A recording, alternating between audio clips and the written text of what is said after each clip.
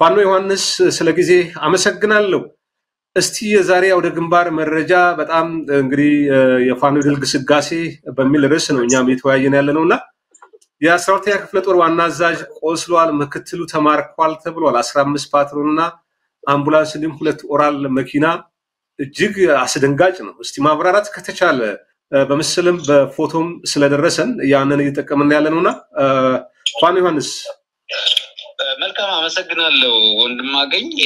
ቀደም ብለህ እንደተከስከው ሁለተኛ ቀን ባስቆጠረው ዘመቻ አርበኛ አደም አሊ አባናደው በታላቅ ድል ታጅቦ እንደቀጠለ ነው። የአማራ ፋኖ ብሔራዊ ኃይል ምስራቅ አማራ ቀጠና ምኒልክ ዕዝ መስከረም 14 ቀን 2018 ዓ.ም ከጧቱ 12 ሰዓት የተጀመረው ዘመቻ አርበኛ አደም አሊ አባናደው በአምስቱም ኮሮች እና በእዙ ልዩ ዘመቻ ከፍተኛ ተጋድሎ በማድረግ አስደናቂ ድሎችን እያስመዘገበ ቀጥሏል። ሁለተኛ ቀኑን በያዘው ዘመቻ አርበኛ አደም አሊ አባናደው በዛሬው ዕለት መስከረም 15 ቀን 2018 ዓ.ም ተጠናክሮ የቀጠለ ሲሆን በዚህ ተጋድሎ አገዛዙ ለ2 ዓመት የሰሜን ወሎ ዞን የጦር ማዘዣ ቤዝ ወይም ጣቢያ አድርጎት የነበረውን የግዳን ወረዳ ሙጃ ከተማ በርካታ ምሽጎችን በመስበር በምኒልክ ዕዝ ሰራዊት በቁጥጥር ስር ውሏል። በዘመቻ አርበኛ አደም አሊ አባናደው በትናንትናው ዕለት እና በዛሬው ዕለት በቀጠለው አውደ ውጊያ ነፃ የወጡ ቦታዎችም አሉ። ሰሜን ወሎ ዞን ግዳን ወረዳ ዋና መቀመጫ የሆነችው ሙጃ ከተማ ጨምሮ ሙሉ ለሙሉ ወረዳው በፋኖ ቁጥጥር ስር ገብቷል። ጠላት ከቀጠናው ተደምስሷል። ቀሪው ደግሞ ለቆ እንዲወጣ ተገዷል።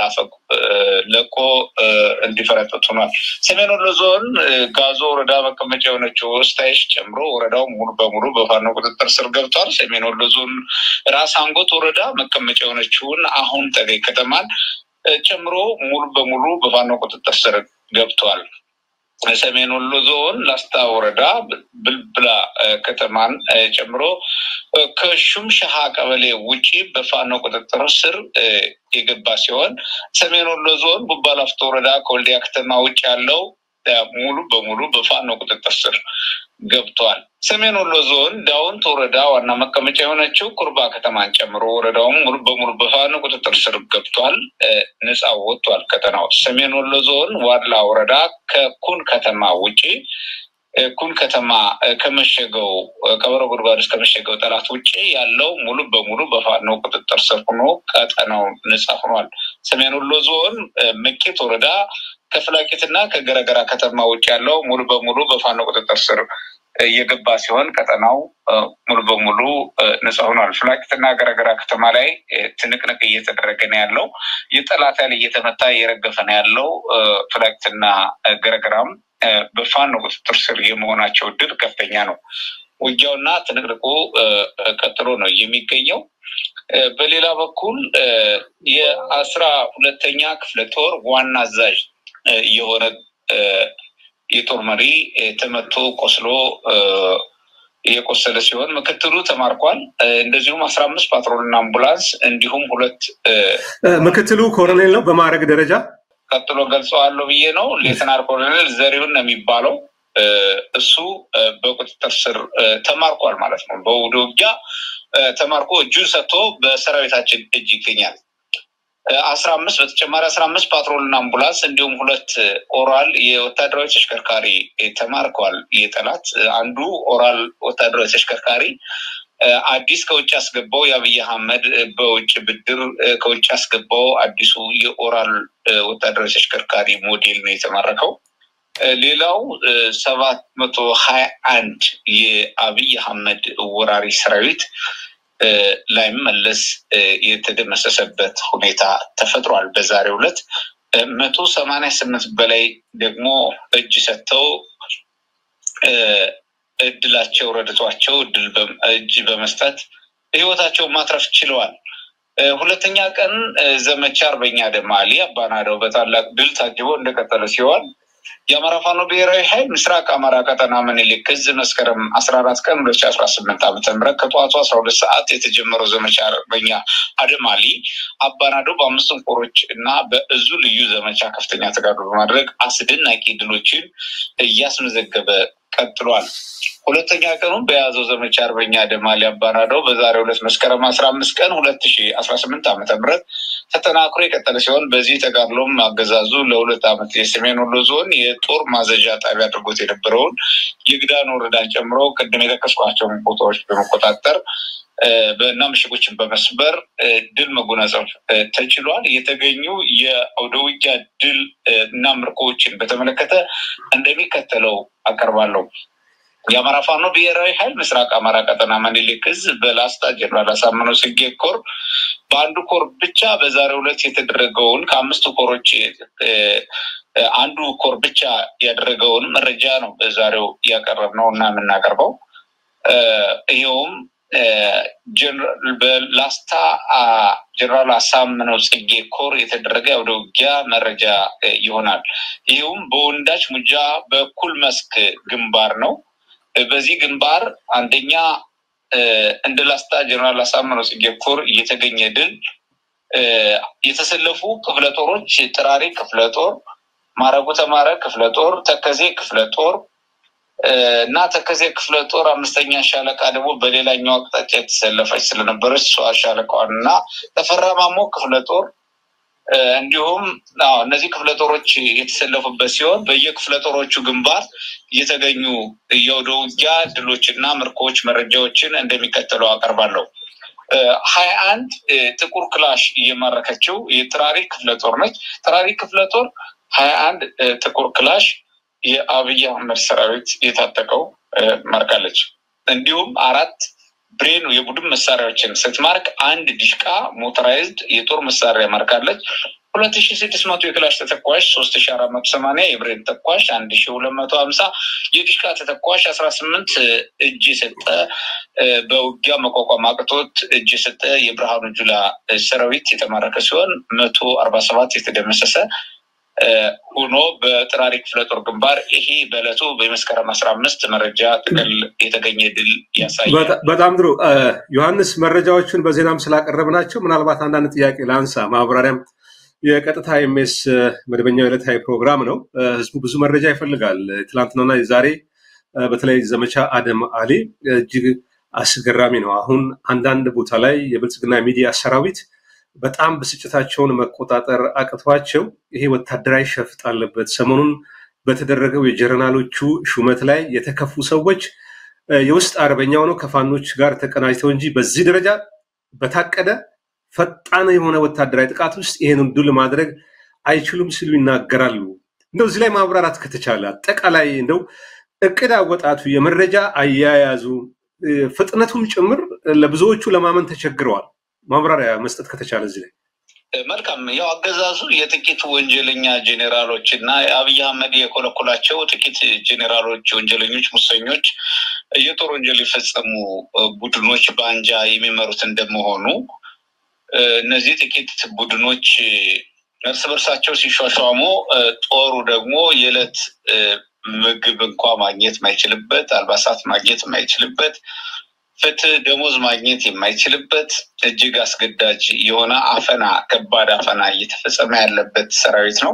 ተገዶ የሚንቀሳቀስ ሰራዊት እንደመሆኑ መጠን በከፍተኛ ደረጃ ወታደራዊ መኮንኖችም ጭምር እንደዚህ አይነት አፈናና መድፈቅ ስራ እየተሰራባቸው ስለሆነ በብዙ ቦታዎች አንደኛው ይሄ ነው። ሁለተኛው የህዝባቸው ስቃይና መከራ እንዲራዘም የማይፈልጉ እና ጦርነቱ በዚህ መንገድ እንደማይቋጭ አብይ አህመድ ጦርነቱን በጦርነትም ሆነ በፖለቲካ በሌላ መንገድ መፍታት እንደማይችል ተስፋ የቆረጡ የሰራዊት አባላትና ሌሎች አካላት ስላሉ በጦሩ ውስጥ የሚዋጋት ሞራልና የሚዋጋለት አላማም የሌለው በመሆኑ የሚዋጋለት አላማ የሌለውና እንዲያውም አገዛዙ የሚፈጽማቸው ወንጀሎች ከዚህ በላይ ማለፍ የለባቸውም የሚል ማንኛውም ሰራዊት ማድረግ በሚችለው ልክ ቀና ትብብር ሊያደርግ ይችላል። ሆኖም ግን የፋኖ ሰራዊታችን በዋነኝነት ይህን ኦፕሬሽን ማሽን እየሰራና ድል እየተቀዳጀ የሚገኘው በውስጥ አቅም በውስጥ ራስ እቅድ አቅርቦት ስምሪት እንደዚሁም ደግሞ የሰራዊት አፈጻጸም ብቃት እየተገኙ ያሉ ድሎች ናቸው ብሎ ግን መውሰድ ይቻላል። ከዛ ውጭ ግን አብይ አህመድ የሚያደርጋቸው ሽመቶችም ሆነ እንደዚሁም ሽልማቶች የገንዘብም የአይነትም ልዩ ልዩ እንትኖች በአንጃ የተመሰረቱ በመሆናቸው ፍጹም የብዙሃኑ ድምጽ መግዛት አይችሉም። በጥቂቶች የወንጀል እና የአንጃ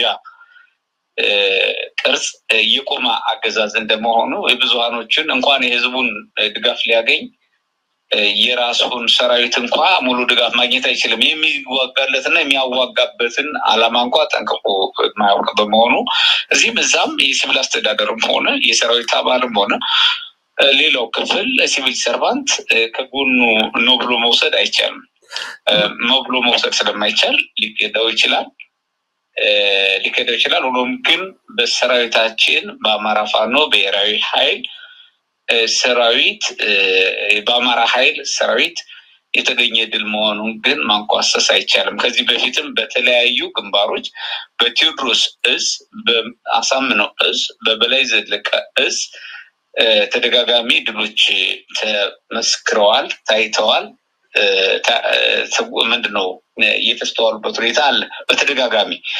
ከዛ ውጪ እንደዚሁም ደግሞ በዚህኛው በምስራቅ አማራ ቀጠና ምኒልክ እዝም ተደጋጋሚ ድሎች መጎናጸፍ ተችሏል። በራሳችን እቅድና አቅም እየተፈጸሙ ያሉ ድሎች ናቸው። ይህ ሰራዊትም አሁንም የሚዋጋለት አላማና የሚሞትለት አላማ የሚገርልበትም አላማ እንደሌለው እየተረዳና ሞራሉ የላሸቀ ስለሆነ ከዚህ በኋላ ከፋኖ ፊት ለፊት ቆሞ የሚያሳካው አላማ እና የሚያሳካው ድል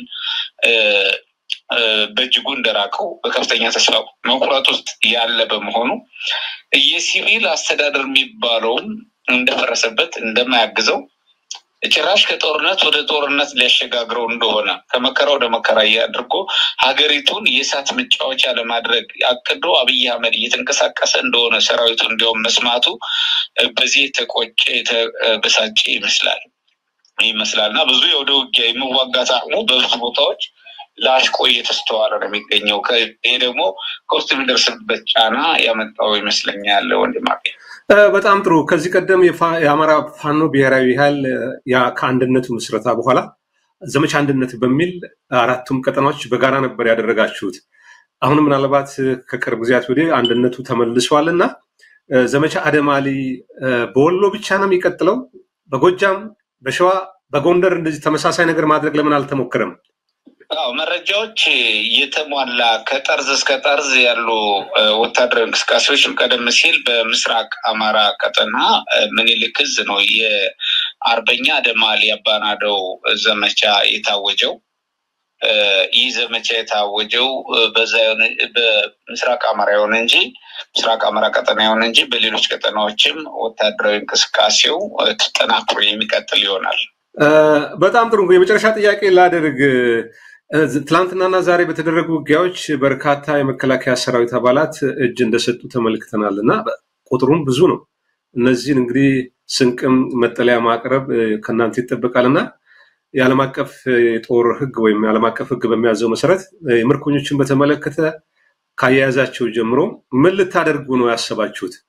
ምርኮኞችን በተመለከተ ድርጅታችን የአማራ ፋኖ ብሔራዊ ኃይል እንደቀደም ሲል እንደተጠቀስከው በርካታ ምርኮኞች አሉ። በሌሎች ቀጠናዎችም የአፋባሃ ቀጠናዎችም ምርኮኞች አሉ። አጠቃላይ ምርኮኛን በተመለከተ የአማራ ፋኖ ብሔራዊ ኃይል ሴንትራል ኮማንድ የሚያወጣቸው መመሪያዎችና አቅጣጫዎችን መሰረት ያደረገ የቀጣይ አቅጣጫ ስለሚኖሩ እነዛን አቅጣጫና ሁኔታዎችን በተመለከተ ዝርዝር ያፈጻጸም አቅጣጫ ሲመጣ በዝርዝር ብንገልጽ የሚሻል ይሆናል።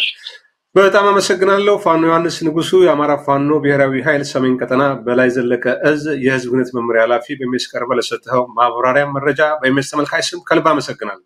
ከልብ አመሰግናለሁ ወንድማገኝ።